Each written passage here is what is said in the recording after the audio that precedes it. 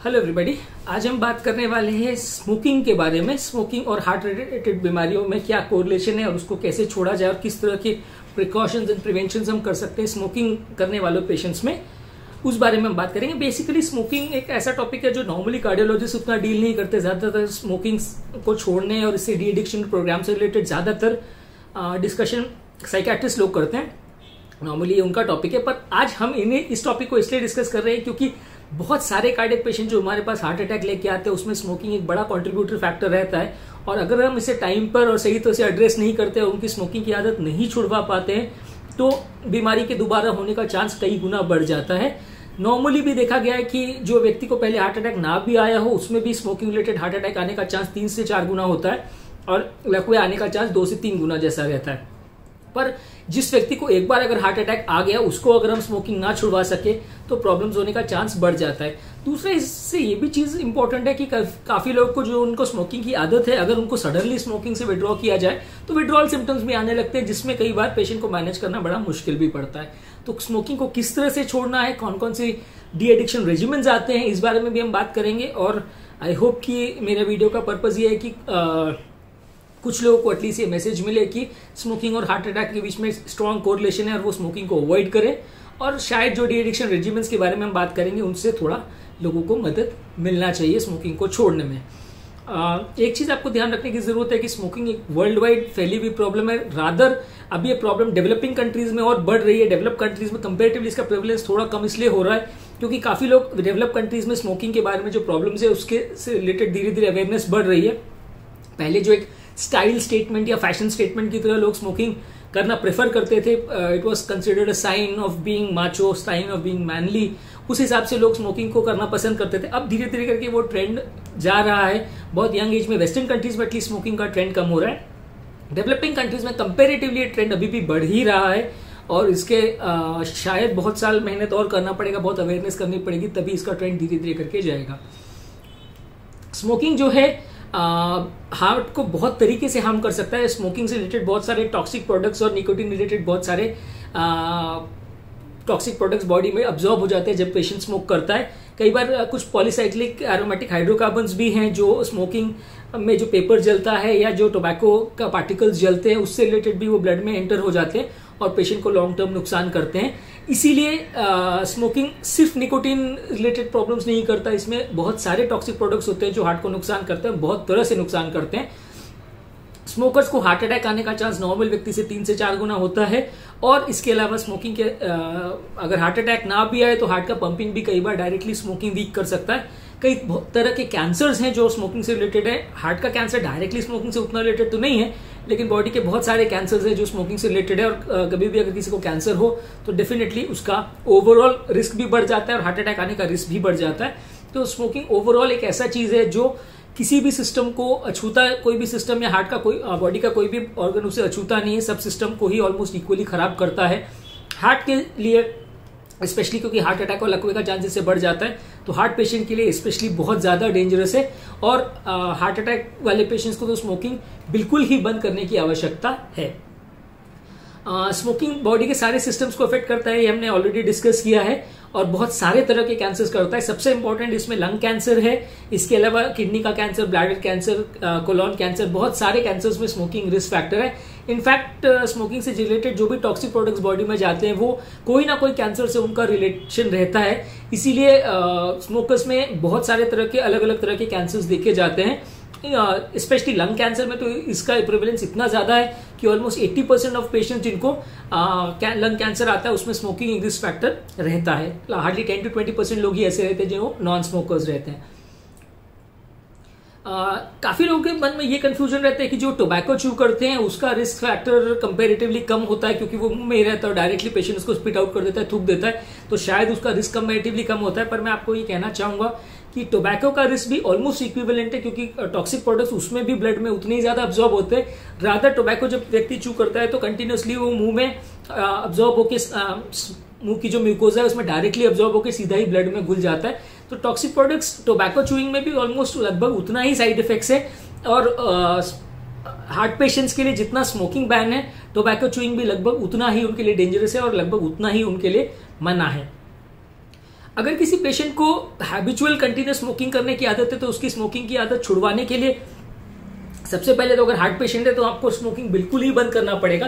उसमें ऐसा नहीं चलेगा कि पेशेंट ये बोलता है कि साहब मैं पहले 10 पीता था अभी ये 4 पी रहा हूं, या पहले 20 पीता था या 2 बंडल पीता था अभी 1 कर दिया है। तो वैसा करने से यूजुअली वो थोड़े दिन हार्ट अटैक के बाद जब पेशेंट में फियर फैक्टर रहता है तो वो उस चीज को मानता है, लेकिन जब थोड़ा टाइम बीत जाता है तो धीरे धीरे वो डर निकल जाता है, स्मोकिंग वापस से रीस्टार्ट हो जाती है और पहले जितने लेवल्स पे पहुंच जाती है कई बार उससे ज्यादा भी हो जाती है। तो अगर आपको पेशेंट को स्मोकिंग बंद करवानी है तो पूरी तरह से ही बंद करवाना पड़ेगा, आप उसमें पार्शियल काम नहीं कर सकते। दूसरा, स्टडीज ने यह भी शो किया है कि पेशेंट ने अब तक जितना स्मोक किया उससे रिलेटेड जो टॉक्सिक प्रोडक्ट्स हैं उसमें जो ब्लड में और हार्ट में डैमेज हुआ है उससे रिकवरी होने में कई साल लगते हैं। बॉडी के सारे ऑर्गन्स में रिकवरी का अलग अलग पैटर्न है, अलग अलग प्रोफाइल है। इसमें हार्ट का रिकवरी ऑलमोस्ट 5 से 7 साल या उससे भी ज्यादा टाइम लगता है हार्ट को नॉन स्मोकर लेवल पर पहुंचने में, यानी कि जो नॉन स्मोकर व्यक्ति का जितना हार्ट अटैक का चांसेस है उस लेवल पर पहुंचने में कई साल लगते हैं। तो अगर पेशेंट कंटिन्यू स्मोकिंग करता रहेगा तो रिस्क कभी नहीं कम होगा। और इनफैक्ट हार्ट के पेशेंट में जो हम खून पतला करने की दवाई देते हैं ताकि स्टेंट में क्लॉटिंग वगैरह ना आए, वो दवाइयां भी असर नहीं करती और पेशेंट को बार बार हार्ट अटैक आने का चांस बढ़ जाता है। तो वैसे पेशेंट में बहुत ज्यादा जरूरी है कि पेशेंट स्मोकिंग को बंद करे और पूरी तरह बंद करे। ऐसा कम करने का ट्रेंड अगर थोड़ा बहुत रिडक्शन अगर कर भी दे तो उससे वो एडवांटेज अचीव नहीं होगा जो हम एक्चुअली हार्ट पेशेंट में करना चाहते हैं। काफी पेशेंट्स हमें ऐसा बोलते हैं कि क्योंकि उन्हें कॉन्स्टिपेशन रहता है इसलिए उनको स्मोकिंग करना कंपलसरी है, क्योंकि उनकी लाइफ में बहुत स्ट्रेस है, क्योंकि बहुत एंग्जाइटी है, वो एंग्जाइटी उनकी बॉडी में स्मोकिंग करने से कम हो जाती है इसलिए वो स्मोक करते हैं। अगर पेशेंट को कॉन्स्टिपेशन है तो आप उसे लैक्सेटिव दीजिए, अगर स्ट्रेस एंग्जाइटी है तो एंटी एंग्जाइटी मेडिकेशन दीजिए, पर कोई भी चीज का सोल्यूशन स्मोकिंग नहीं है, क्योंकि आप एक जहर को काटने के लिए दूसरा जहर पी रहे हो तो उसमें कोई सेंस नहीं है। पेशेंट को at the end of the day नुकसान ही होगा, कुछ फायदा नहीं होगा। और सिर्फ एंग्जाइटी की वजह से अगर किसी को जो प्रॉब्लम होती है अगर उसको कम करने के लिए वो स्मोकिंग करता है तो रिस्क कम नहीं होगा, रादर बढ़ जाएगा। अब हम बात करेंगे स्मोकिंग के ऑल्टरनेटिव मैकेनिज्म, जो कई लोग बात करते हैं कि अगर वो ई सिगरेट्स लेते हैं या फिल्टर सिगरेट्स लेते हैं या सिगार्स लेते हैं तो उसमें कितना रिस्क है। फिल्टर सिगरेट्स में एक फिल्टर पेपर या एक फिल्टर मैकेनिज्म इंसर्टेड होता है जो कि आपके सिगरेट के और मुंह के सरफेस के बीच में रहता है, जो कुछ हद तक टॉक्सिक प्रोडक्ट्स को कम करता है। लेकिन आपको ये जानने की जरूरत है इसमें रिस्क जो रिडक्शन है वो बहुत ज्यादा नहीं है और वो फिल्टर बहुत ज्यादा टॉक्सिक प्रोडक्ट्स को ऑब्जॉर्व नहीं कर पाता। ज्यादातर टॉक्सिक प्रोडक्ट्स तो स्मोक के साथ वैसे भी बॉडी के अंदर चले ही जाते हैं, तो इसलिए पेशेंट को बहुत ज्यादा फायदा नहीं होता। रादर कई बार इसलिए भी नुकसान हो जाता है कि पेशेंट फिल्टर के नाम पर और ज्यादा पीने लग जाता है, उसे ऐसा लगने लगता है कि वो सेफ है। ई सिगरेट्स में भी वही है, लोगों को ऐसा लगता है कि कंपेरेटिवली वो सेफर है, लेकिन उसमें भी जो टॉक्सिक प्रोडक्ट्स रहते हैं वो कंपेरेटिवली काफी हाई है। एरोमेटिक हाइड्रोकार्बन्स और टॉक्सिक प्रोडक्ट्स बॉडी में फिर भी जाते हैं। निकोटिन कंटेंट भले थोड़ा कम भी हो लेकिन वो पेशेंट को बहुत ज्यादा बेनिफिट नहीं करता है। सिगार में कंपेरेटिवली क्योंकि वो बहुत हाईली कॉन्सेंट्रेटेड टोबैको उसमें रहता है और प्यूरिफाइड फॉर्म ऑफ टोबैको रहता है तो कंपेरेटिवली नुकसान ज्यादा करता है पेशेंट्स को। जो सिगार स्मोकर है और रेगुलरली उतने ही अमाउंट में अगर सिगार पी रहे हैं तो उसमें टोबैको का कंसेंट्रेशन ज्यादा होने की वजह से कई बार पेशेंट को नुकसान ज्यादा होता है। एक इंपॉर्टेंट एस्पेक्ट है जो हमें समझने की जरूरत है कि किसी की फैमिली में अगर कोई स्मोकर है तो बाकी लोग जो स्मोक नहीं करते उनको भी नुकसान होता है। कई लोग हमने ऐसे देखे हैं जिनको हार्ट अटैक आया, वो खुद स्मोक तो नहीं करते लेकिन उनके परिवार में कोई हैबिचुअल स्मोकर है जिसका स्मोक को पैसिवली अगर वो इनहेल करते हैं तो उनको भी हार्ट अटैक का रिस्क बढ़ जाता है। तो ये भी जानने की जरूरत है और समझने की जरूरत है कि अगर किसी फैमिली में कोई हार्ट पेशेंट है या जिसको कोई हार्ट अटैक पहले आया है, वो खुद स्मोक नहीं कर रहा है लेकिन उसकी फैमिली में भी अगर कोई स्मोक कर रहा है तो भी वो उसके डेंजरस है। और पैसिव स्मोकिंग का रिस्क को लोग अंडर एस्टिमेट करते हैं, पर कई बार रिस्क उसमें भी ऑलमोस्ट स्मोकर के 60 to 70% जितना रिस्क तो हो ही जाता है। तो इसलिए पैसिव स्मोकिंग को भी अंडर एस्टिमेट नहीं करना चाहिए, वो भी काफी डेंजरस है। और अगर कोई हार्ट पेशेंट आपके पास आता है तो उसका स्मोकिंग स्टेटस तो आपको जानना है और असेस करना ही है। उसके फैमिली मेंबर्स का स्मोकिंग स्टेटस भी देखना है ताकि कोई भी उस पेशेंट के प्रेजेंस में स्मोकिंग ना करे, ताकि वो स्मोक को पैसिवली इनहेल ना करे। अब हम बात करेंगे डी एडिक्शन रेजिमेंट्स के बारे में। अगर किसी पेशेंट को हैबिचुअल स्मोकिंग की आदत है और स्मोकिंग वो छोड़ नहीं पाता है तो उसके लिए कई बार हम निकोटिन गम्स या ऑल्टरनेटिव इस तरह के रेजिमेंट्स यूज करते हैं जिससे बॉडी का क्रेविंग कम हो जाए। मेनली स्मोकिंग रिलेटेड व्यक्ति को जब भी वो स्मोकिंग को छोड़ना चाहता है या दो स्मोक या सिगरेट्स के बीच में टाइम गैप हो जाता है तो बॉडी में निकोटिन लेवल्स ड्रॉप होने लगते हैं। इसकी वजह से ब्रेन में एक प्लेजर सेंटर को, डोपामिन नाम का रिसेप्टर होता है जो प्लेजर सेंटर को स्मोकिंग करने से स्टिमुलेट करता है, जिसकी वजह से पेशेंट को एक सेंस ऑफ वेलबींग या अच्छा लगने का सेंसेशन डेवलप होता है। जब स्मोकिंग में बीच में ज्यादा गैप हो जाता है तो ये ब्रेन का डोपामिन लेवल्स ड्रॉप हो जाते हैं और आदमी को वापिस से स्मोक करने की इच्छा डेवलप होने लगती है, उसको क्रेविंग डेवलप होती है। अगर हम अल्टरनेटिव फॉर्म्स में पेशेंट को निकोटिन के पैचेस या गम्स या इनहेलर्स अगर पेशेंट को देते हैं तो उससे पेशेंट का ये निकोटिन लेवल्स बॉडी में मेंटेन रहता है, तो स्मोकिंग कंपैरेटिवली उसको करने की जरूरत नहीं पड़ती और बाकी जो सेंस ऑफ वेलबींग वगैरह वो उसके बॉडी में वैसे भी मेंटेन रहता है। तो निकोटिन के अलावा बाकी जो प्रॉब्लमैटिक हाइड्रोकार्बन्स और ये सब है वो बॉडी में नहीं जाते, पेशेंट को स्मोकिंग करने की इच्छा कंपैरेटिवली कम हो जाती है और लॉन्ग टर्म साइड इफेक्ट्स होने का चांस कम हो जाता है। धीरे धीरे करके बाद में फिर ये निकोटिन पैचेस या गम्स को हम रिमूव कर सकते हैं, उनको धीरे धीरे वीन ऑफ कर सकते हैं। स्मोकिंग को छुड़वाने के लिए फैमिली मेंबर्स का बहुत ज्यादा रोल है। जब तक फैमिली मेंबर्स इन्वॉल्व नहीं होंगे, वो अगर इस चीज को लाइटली लेते हैं तो कोई भी पेशेंट स्मोकिंग या इस तरह की हैबिट्स को कभी नहीं छोड़ सकता। फैमिली मेंबर्स को पेशेंट को बार बार काउंसिल करना पड़ेगा, बार बार समझाना पड़ेगा। एज ए डॉक्टर या एज ए साइकेट्रिस्ट आप बार बार पेशेंट को बुला के काउंसिलिंग नहीं कर सकते, it is not practically possible. तो ज्यादातर इस तरह के पेशेंट्स को फैमिली मेंबर्स को ही एक्टिवली इन्वॉल्व होकर स्मोकिंग को छुड़वाना पड़ेगा, अदरवाइज पेशेंट कभी भी स्मोकिंग को नहीं छोड़ पाएगा। इसके लिए कई बार रिहैबिलिटेशन सेंटर्स भी होते हैं ज्यादातर, लेकिन रिहैबिलिटेशन सेंटर्स के में स्मोकिंग रिलेटेड लोग इतना नहीं जाते हैं एज कम्पेयर टू नार्कोटिक्स वाले पेशेंट्स, पर फिर भी इसके लिए भी डेडिकेटेड रिहैबिलिटेशन सेंटर्स हैं, dedicated government non government organisation NGOs हैं जो स्मोकिंग छुड़वाने में हेल्प करती हैं। तो इनका आप हेल्प ले सकते हैं, अगर आपके पास लोकली वो चीज अवेलेबल है, वो फैसिलिटी अवेलेबल है तो यूज कर सकते हैं। डी एडिक्शन रेजिमेन को इंस्टॉल करने में और उसको यूज करवाने में साइकेट्रिस्ट लोग का काफी ज्यादा रोल है। साइकेट्रिस्ट आपको किस डोज में डी एडिक्शन रेजिमेंट्स को यूज करना है, कौन कौन सी दवाएं यूजफुल है और किस दवाओं से क्या साइड इफेक्ट्स हो सकते हैं, किस डोज में उसको लेना है, वो चीजों में हेल्प करते हैं। अपने इंडिया में एक साइकेट्रिस्ट के पास जाने में लोगों को एक डर या फियर फैक्टर रहता है, लोगों को ऐसा लगता है कि साइकेट्रिस्ट खाली पागलों का इलाज करते हैं, तो इसलिए लोग साइकेट्रिस्ट के पास जाना अवॉइड करते हैं। मेरा सजेशन ये है कि अगर किसी को भी इस तरह के एडिक्शन रिलेटेड प्रॉब्लम है तो डेफिनेटली उन्हें साइकेट्रिस्ट से कंसल्ट करना चाहिए, और अगर वो खुद नहीं छोड़ पा रहे तो डेफिनेटली साइकेट्रिस्ट से मिलने से वो आपको इसमें हेल्प करेंगे। इसमें स्मोकिंग को छोड़ने के लिए निकोटिन पैचेस और गम्स के रेजिमेंट्स के बारे में हम बात करेंगे।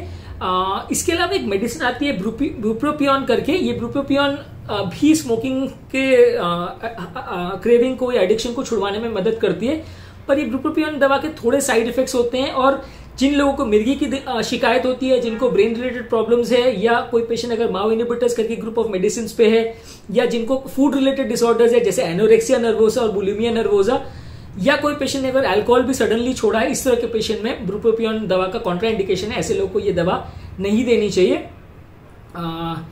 साइकेट्रिक मेडिसिन जो पेशेंट्स लेते हैं उससे कभी कभी लोगों को कुछ साइड इफेक्ट्स भी डेवलप हो सकते हैं, जैसे स्किन इरिटेशन, अजीब अजीब से सपने आना, अजीब किसी को विचार आना या हेडेक होना, इस तरह के साइड इफेक्ट्स भी डेवलप हो सकते हैं, तो इस चीजों का भी ध्यान रखने की जरूरत है। जब भी पेशेंट का हम स्मोकिंग को छुड़वाते हैं तो निकोटिन बॉडी में से जब निकलता है या बॉडी में निकोटिन का लेवल्स कम होता है तो विड्रॉल इफेक्ट्स क्रिएट होना चालू हो जाते हैं। ज्यादातर ये विड्रॉल इफेक्ट्स जो हैं सेकेंड डे से पीक होना स्टार्ट हो जाते हैं, एक हफ्ते में पीक हो जाते हैं, और यूजली एक महीने तक नॉर्मली विड्रॉल साइड इफेक्ट्स चलते हैं। इसलिए हम पेशेंट को एनकरेज कर सकते हैं, अगर वो विड्रॉल सिम्टम्स को एक महीने तक अगर बर्दाश्त कर सके तो थोड़े टाइम के बाद वो अपने आप ही चले जाएंगे। ज्यादातर ये विड्रॉल सिम्टम्स में लोगों को डिप्रेशन होता है, चिड़चिड़ापन होता है, फ्रस्ट्रेशन होती है, एंग्जाइटी होती है, भूख कई बार बढ़ जाती है, बेचैनी होती है, हार्ट रेट कई बार कम होता है, बार बार स्मोकिंग करने की क्रेविंग्स होती हैं। ये निकोटिन विड्रॉल के सिम्टम्स हैं। ये सारे सिम्टम्स ज्यादातर एक हफ्ते में पीक होते हैं और एक महीने में अपने आप कम हो जाते हैं। अब स्पेसिफिकली हम बात करेंगे निकोटिन पैचेस के और ये गम्स के बारे में। निकोटिन पैचेस के लिए सबसे इंपॉर्टेंट रूल्स ये है कि ये निकोटिन पैचेस जो हम स्मोकिंग के लिए यूज करते हैं वो 3 डोजेज में अवेलेबल है, 7 मिलीग्राम्स, 14 मिलीग्राम्स और 21 मिलीग्राम्स में। यूजली सेम डोज यूज करना चाहिए फॉर 6 वीक्स, और उसके बाद डोज को हम बढ़ा या घटा सकते हैं। ज्यादातर ये डोज का जो रेजिमेन है 3 महीने तक यूज करना चाहिए। इसमें रूल ये है कि बॉडी का कभी भी कोई अपर हिस्सा या ऊपर वाले भाग में इसको यूज करना चाहिए, वो एरिया पूरी तरह से क्लीन शेवन रहना चाहिए, वहां पे बाल नहीं होने चाहिए, और वहां पे स्किन में कोई इन्फेक्शन या इन्फ्लेमेशन या इरिटेशन नहीं होना चाहिए। हर बार नया पैच ही यूज करना चाहिए, और हम हर रोज एक नया पैच यूज करना चाहिए। ज्यादातर हम साइड्स को रोटेट कर सकते हैं, एक बार इस जगह पे लगाए, एक बार दूसरी जगह पे लगाए, ताकि स्किन रिलेटेड इरिटेशन और इससे रिलेटेड साइड इफेक्ट्स पेशेंट को ना हो। इसके साइड इफेक्ट्स में लोगों को स्किन में रैशेज होना, हेडेक, अब नॉर्मल सेंसेशंस होना और अब स्किन से रिलेटेड कुछ एलर्जिक साइड इफेक्ट्स हो सकते हैं। इसके अलावा हम बात करेंगे निकोटिन गम्स की। निकोटिन के च्यूइंग गम्स आते हैं, यूजली इनका टेस्ट काफी खराब होता है, इसलिए कंटिन्यूसली इनको यूज करना पेशेंट के लिए बहुत अच्छा नहीं होता। इसमें एक च्यू एंड पार्क टेक्निक होता है। इसमें पेशेंट को निकोटिन के जो गम्स है उसको धीरे धीरे करके स्लोली हल्के हल्के से चबाना चाहिए, इसको निगलना नहीं है, हल्के हल्के से इसको च्यू करना है। जब आपको एक पेपरी या टिंगलिंग सेंसेशन मुंह में महसूस होने लग जाए तो उसका च्यू करना बंद कर देना चाहिए और उसको जबान और मसूड़ों के बीच में पार्क कर देना चाहिए। इसको च्यू एंड पार्क टेक्निक बोलते हैं। पहले च्यू करिए, फिर उसको पार्क कर दीजिए, और जब मुंह में टिंगलिंग सेंसेशन चला जाए या फेड हो जाए उसके बाद वापस से उसको च्यू करना चालू करना चाहिए। ये निकोटिन के जो च्यूइंग गम्स है ये 2 और 4 मिलीग्राम के पीसेस इसमें आते हैं डोजेस में। यूजली दिन में 9 पीसेस पर डे 6 वीक्स तक यूज कर सकते हैं। इसको भी लगभग 3 महीने तक यूज करना चाहिए। जब आप यूज कर रहे हैं तो लगभग 15-20 मिनट तक कुछ और खाना या पीना नहीं करना चाहिए। च्यूइंग और पार्किंग टेक्निक का यूज करना चाहिए। इसके साइड इफेक्ट्स में लोगों को एसिडिटी होना, डकारे वगैरह आना, मुंह में अल्सर्स वगैरह होना, नोजिया वॉमिटिंग के सेंसेशन होना या वॉमिट हो जाना, ये सब हो सकता है। मुंह में खराश जैसा लगना या नींद ना आना, ऐसा हो सकता है साइड इफेक्ट्स में। निकोटिन लॉजेंसेस का भी लगभग वैसा ही है, 2 से 4 मिलीग्राम के डोजेज आते हैं, 9 पीसेस पर डे यूज करते हैं एटलीस्ट अराउंड 3 महीने तक। लॉजेंस को भी मुंह में ही रखते हैं और ऑल्टरनेटली एक साइड से दूसरी साइड तक मूव करते हैं। ज्यादातर ये निकोटिन लॉजेंसेस 30 मिनट तक काम करते हैं, तो मिनी लॉजेंस 10 मिनट तक काम करते हैं। तो इसलिए इसको अपने को निगलना नहीं है, इसको चबाना नहीं है, स्वॉलो नहीं करना है, इसको मुंह में रखना है। एक बार में मल्टीपल लॉजेंसेस को यूज नहीं करना है, दिन भर में 20 लॉजेंसेस से ज्यादा यूज नहीं करना है। इसके लिए भी वही रूल है कि 15-20 मिनट तक कुछ खाना पीना नहीं करना चाहिए और इसको निगलना नहीं है। इसके अलावा जो इनहेलर्स आते हैं वो भी 10 मिलीग्राम डोजेस के इनहेलर्स आते हैं। दिन भर में एटलीस्ट 6 कार्ट्रिजेस यूज करना पड़ता है फॉर फर्स्ट 6 वीक्स। मैक्सिमम दिन भर में आप 16 कार्ट्रिजेस तक यूज कर सकते हो एक दिन में, और 3 महीने तक ट्रीटमेंट करना पड़ता है। इन जनरल पहले 1-2 महीने में आपको हर 1-2 घंटे में 1 कार्ट्रिज यूज करना पड़ेगा। इसके दौरान आपको कोई ईटिंग, खाना पीना या स्मोकिंग वगैरह नहीं करना है। जोर से सांस लेके उसको बैक ऑफ माउथ तक या मुंह के पीछे हिस्से तक लेके जाइए, और हर डोज में आप कम से कम 20 बार इसको कंटिन्यूस पफिंग करते रहना चाहिए हर इनहेलर जब आप लेते हो। और एक डोज को आप 80 बार अगर 80 बार अगर आप पफ लेते हो तो टोटल 4 मिलीग्राम का डोज ये डिलीवर करता है। इसके साइड इफेक्ट में भी मुंह में थोड़ा इरिटेशन होना, खांसी होना, हेडेक होना और एसिडिटी होना हो सकता है।